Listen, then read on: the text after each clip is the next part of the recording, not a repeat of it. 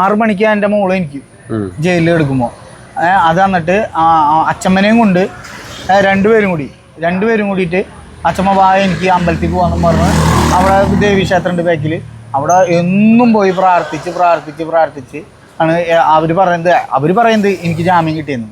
ചാലക്കുടിക്കാരെ സംബന്ധിച്ച് വളരെ വിഷമം തന്നെയാണ്. കാരണം ഇതിനു മുൻപ് ചാലക്കുടിക്കാരിയായ ഒരു യുവതിയെ ചെയ്യാത്ത കുറ്റത്തിൻ്റെ പേരിൽ 72 ദിവസത്തോളം ജയിലിൽ കിടക്കേണ്ടി വന്നിട്ടുണ്ട്. അതേപോലെ തന്നെ ഒരു കുറ്റമായിട്ടാണ് നമുക്കിതിനെ പരിഗണിക്കാൻ പറ്റുള്ളൂ. നടന്നത് കഴിഞ്ഞ വർഷം 2024 ഒക്ടോബർ 1-ാം തീയതിയാണ്.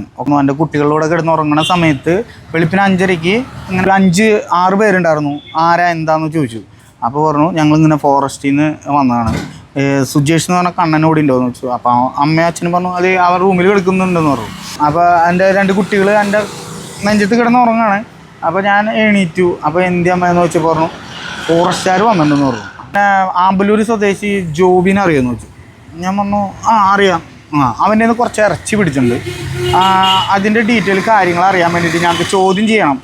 അതിന് ഞങ്ങളോട് സഹകരിച്ച് വരണം എന്ന് പറഞ്ഞു. അപ്പോൾ ഞാൻ 10 മണിക്ക് വരാമെന്ന് പറഞ്ഞു. സമ്മതിച്ചില്ല. ബലപ്രയോഗം നടത്തിയപ്പോൾ ഞാൻ പറഞ്ഞു നിർത്തുന്നു പറഞ്ഞു. അപ്പോൾ പറഞ്ഞു നീ വരണ്ടടാ, നിൻ്റെ അച്ഛനെ ഞങ്ങൾ കൊണ്ടുവന്ന് പറഞ്ഞു. ഫോറസ്റ്റ് ഓഫീസാണ് അവിടെ.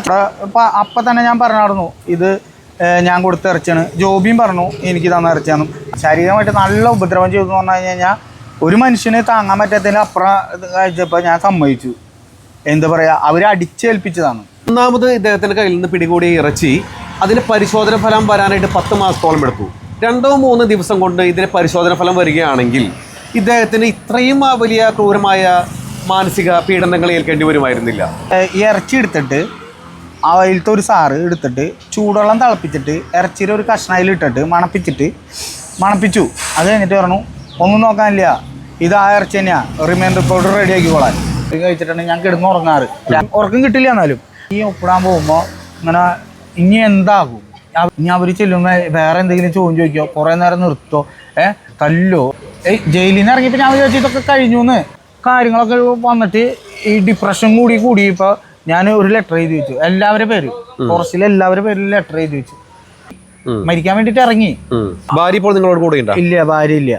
കഴിഞ്ഞ മാസം 8-ാം തീയതി ഡൈവോഴ്സായി. 25-ാം തീയതിക്ക് ഉള്ളിൽ റിസൾട്ട് വരണമെങ്കിൽ ചിലപ്പോൾ ഞാൻ എൻ്റെ മക്കളുടെ കൂടെ ചിലപ്പോൾ അവളുണ്ടായാനെ. നിങ്ങൾ നിരപരാധിയാണെന്ന് ഇപ്പോഴും കോടതി വിധിച്ചിട്ടില്ല. എന്നിരുന്നാൽ പോലും പിടിക്കപ്പെട്ട മാംസം മ്ലാവിൻ്റെതായിരുന്നില്ല എന്ന് തെളിയിക്കപ്പെട്ടിട്ടുണ്ട് അല്ലേ? എനിക്ക് അത് ഇത് കിട്ടി. പക്ഷേ അതിനേലും കൂടുതൽ എൻ്റെ അമ്മയ്ക്കാണ് ഏറ്റവും കൂടുതൽ സന്തോഷമായാണ്. എല്ലാവരുടെ മുന്നിൽ എൻ്റെ മോൻ്റെ കാര്യങ്ങളൊക്കെ തെളിഞ്ഞല്ലോ എന്നുള്ളൊരു സന്തോഷം അമ്മയ്ക്കുണ്ട്.